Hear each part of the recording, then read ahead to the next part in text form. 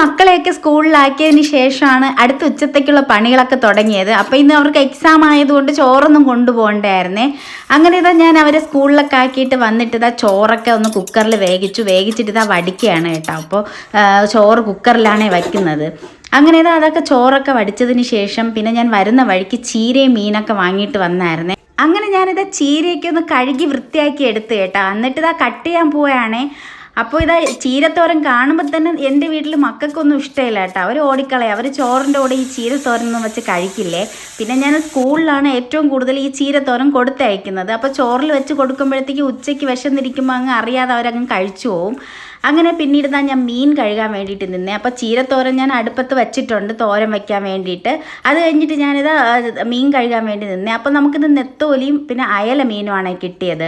അപ്പം നെത്തോലി ഒന്ന് കഴുകിയെടുത്തപ്പോഴത്തേക്കും കുറച്ചൊന്ന് ചീത്തയായതുപോലെ തോന്നി. അപ്പം ഞാൻ മഞ്ഞൾപ്പൊടിയും കുറച്ചും ഉപ്പും ഇട്ട് അതൊന്ന് മാറ്റി വെച്ചിട്ടുണ്ട്. അപ്പോൾ ആ സമയം കൊണ്ട് ഞാൻ അയല മീനൊക്കെ ഒന്ന് കഴുകി എടുക്കാമെന്ന് കരുതിയേ. അപ്പോൾ അയല മീൻ നാളത്തേക്കാണ്. അപ്പോൾ ഇന്നൊന്ന് കഴുകി ഫ്രീസറിലാക്കാമെന്ന് കരുതിയേ. അങ്ങനെ ഇതാ കഴുകിക്കൊണ്ട് നിന്നപ്പോഴത്തേക്കുമാണ് ഇതാ ഞാനൊരു സംഭവം കണ്ടത്. ഒരു മീനിലേ ഉണ്ടായിരുന്നുള്ളൂ കേട്ടോ, നമ്മുടെ മീൻ മുട്ട. അപ്പോൾ ഇനി നാളത്തേക്ക് ഇത് ഫ്രൈ ചെയ്തെടുക്കുമ്പോഴത്തേക്ക് ഇവിടെ അടിയുടെ ലഹളയായിരിക്കും കേട്ടോ. ഇവിടെ എല്ലാവർക്കും ഭയങ്കര ഇഷ്ടമാണേ. അപ്പോൾ ഇനി അടിയൊന്നും വേണ്ട, ഞാനേ കണ്ടുള്ളൂ, ഞാൻ മാത്രമേ ഇത് കണ്ടുള്ളൂ. അപ്പോൾ ഇത് ഞാൻ തന്നെ ഫ്രൈ ചെയ്ത് കഴിക്കും. അപ്പോൾ ചുമ്മാ പറഞ്ഞതാണേ. അപ്പോൾ ഇവിടെ മക്കൾക്ക് ഭയങ്കര ഇഷ്ടമാണ്. അതുകൊണ്ട് ഇനി അവർക്ക് 3 പേർക്ക് ഷെയർ ചെയ്ത് അങ്ങ് കൊടുക്കും കേട്ടോ. അപ്പോഴാണതാ വേറൊരു മീനിൽ ഒരു കരിച്ച ഇരിക്കുന്നത് കണ്ടേ. അപ്പോൾ അയല മീനിൽ മാത്രമേ ഞാൻ കരിച്ച ഇരിക്കുന്നത് കണ്ടിട്ടുള്ളൂ കേട്ടോ, വേറെ ഒരു മീനിലും കണ്ടിട്ടില്ല. അപ്പോൾ ഞാൻ കരുതിയാണ് ഈ അയല മീനിൽ മാത്രം എന്താ ഈ കരിച്ച ഇരിക്കുന്നതെന്ന്. അങ്ങനെ ഇതാ അതൊക്കെ കഴുകി ഒന്ന് ഫ്രിഡ്ജിലാക്കിയിട്ട് പിന്നെ ഇതാ മീനൊക്കെ ഒന്ന് കുറച്ചെടുത്ത് നമ്മുടെ നൊത്തോലി മീനൊന്ന് ഞാനെടുത്ത് പുരട്ടി വെച്ചേ ഫ്രൈ ചെയ്യാൻ വേണ്ടിയിട്ട്. എന്നിട്ട് കുറച്ചൊന്ന് ഇതാ കറി വെക്കാൻ വേണ്ടി അടുപ്പത്തോട്ടും വെച്ചേ.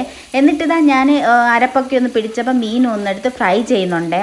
അപ്പോൾ ഞാൻ ഈ ഫ്രൈ ചെയ്യാൻ വേണ്ടിയിട്ട് മീൻ പുരട്ടിയില്ലേ, അപ്പോഴത്തേക്ക് ഞാൻ കുറച്ച് കോൺഫ്ലവറും കൂടെ ഇട്ടിട്ടുണ്ടായിരുന്നേ. അത് ഇടാൻ കാരണം എന്തെന്ന് വെച്ചാൽ ഞാൻ ഇതിനു മുമ്പ് ഒരു കായംകുളത്തൊരു ഹോട്ടലിൽ ഫുഡ് കഴിക്കാൻ വേണ്ടി പോയപ്പോൾ അവിടുത്തെ മീൻ ഫ്രൈ ആണെങ്കിൽ നല്ല ക്രിസ്പി ആയിരുന്നു കേട്ടോ. അന്ന് നെത്തോലി തന്നെയായിരുന്നേ.